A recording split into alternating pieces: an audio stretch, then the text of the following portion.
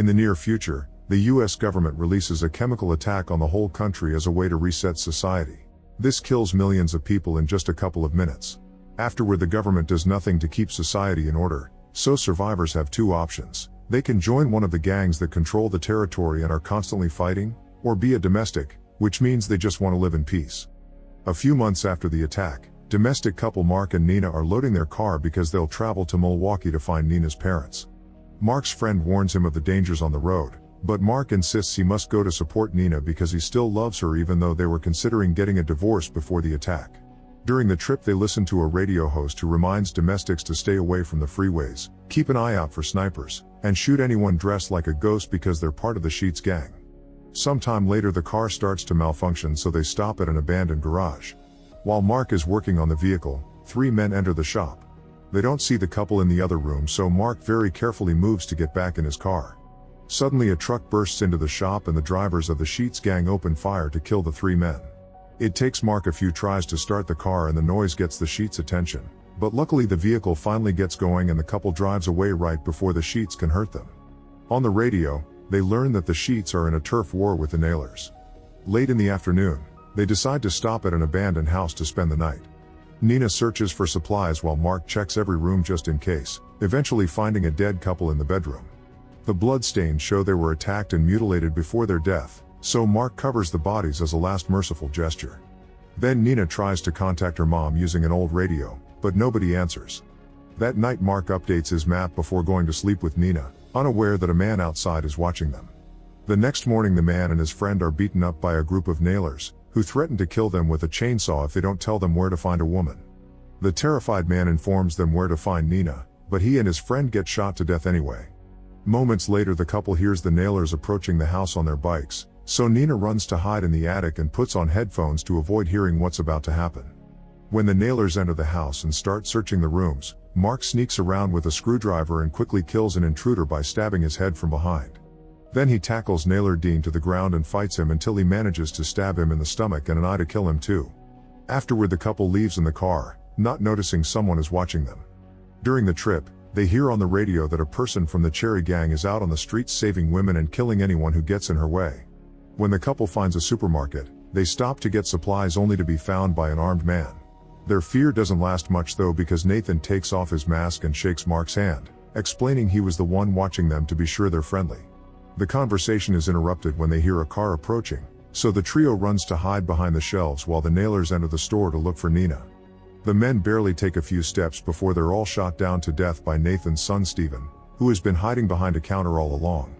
Afterward Nathan convinces the couple to join his family for dinner and they leave in his tow truck, which is dragging Mark's car. When they're about to exit the parking lot, they're blocked by a gang known as the Plowboys. The leader Jim says they're just patrolling the neighborhood because they heard the Gamblers gang is around. There's a woman called Betsy trapped in the Gamblers truck and Jim reveals she's the Cherry mentioned on the radio, yet he's already taking an interest in Nina. Stephen gets his gun ready to shoot if necessary, but Nathan has a good relationship with Jim and convinces him to open the road so his group can leave. They don't notice they're being watched by Dean, who is alive after all. Later Nina and Mark have dinner with Nathan, his wife, and his two kids. The tension between Nina and Mark while they talk about their life is pretty clear, but Nathan and his wife are affectionate and even dance together.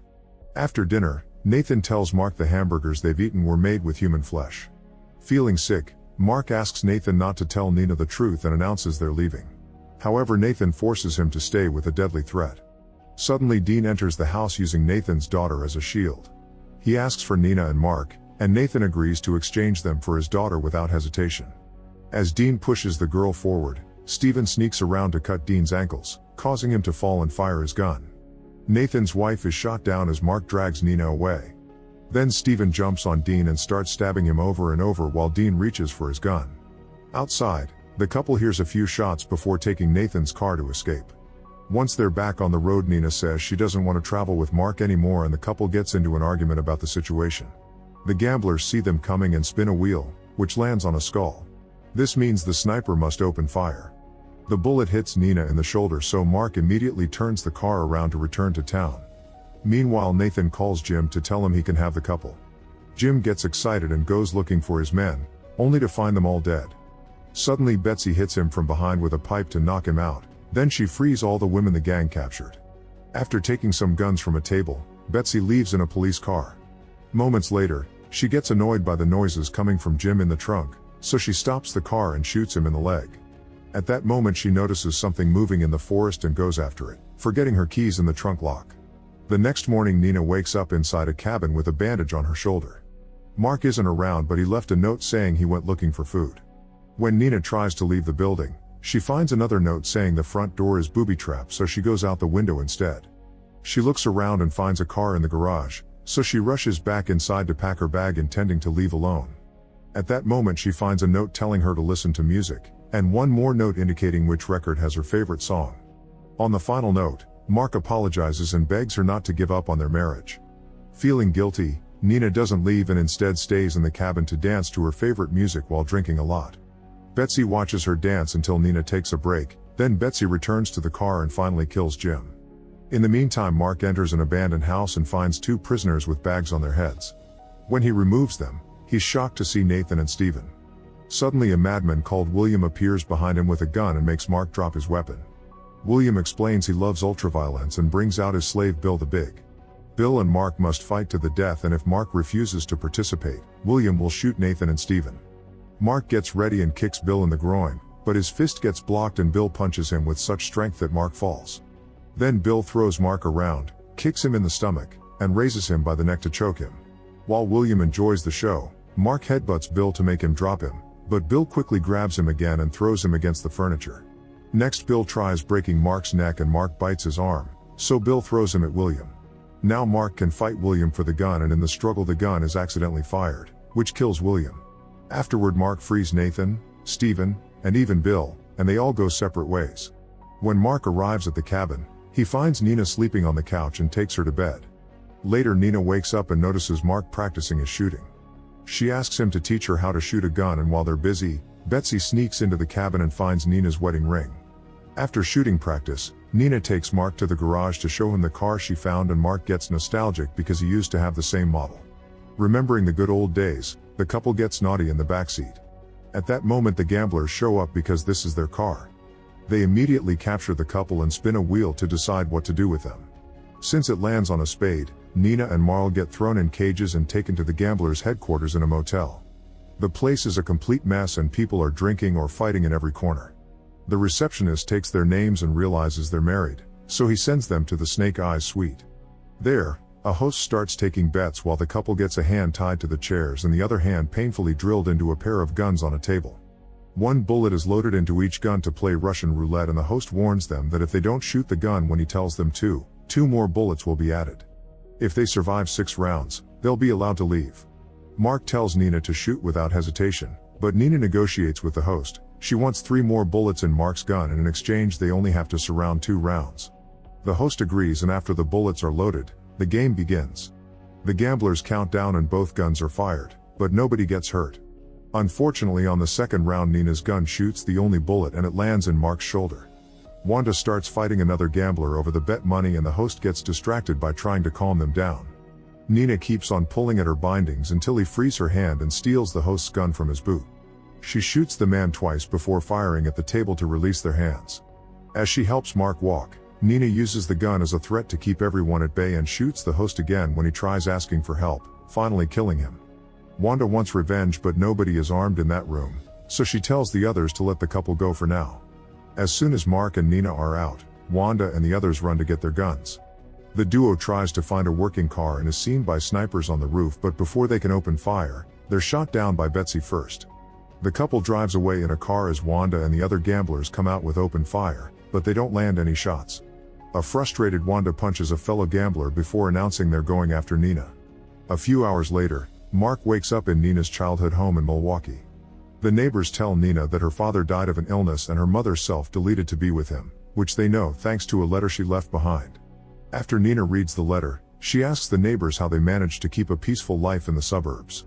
They explain the gamblers sometimes try to invade, but they've set up a system of car barricades, take turns as snipers on the roofs, and there are explosives hidden in a mailbox connected to some barbed wire. While looking at all the traps, Nina is happy to bump into Phil, an old friend of her family. In the meantime, Betsy also arrives and hides in the house across Nina's, keeping an eye out for any enemies. Sometime later, Nina notices Phil talking on a walkie-talkie, and when she tries to get his attention, he runs back into his house.